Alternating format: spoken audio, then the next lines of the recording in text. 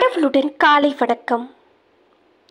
புனித மத்தேயு எழுதின நற்செய்தி 11ஆம் அதிகாரம் 28 முதல் 30 வரையுள்ள இறைவார்த்தைகள்.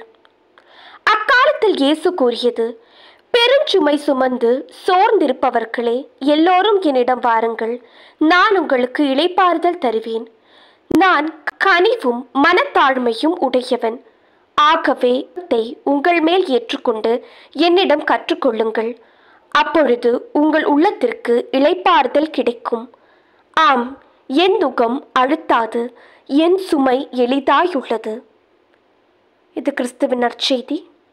இந்த நாள் இனிய நாளாக அமைய வாழ்த்துக்கள்.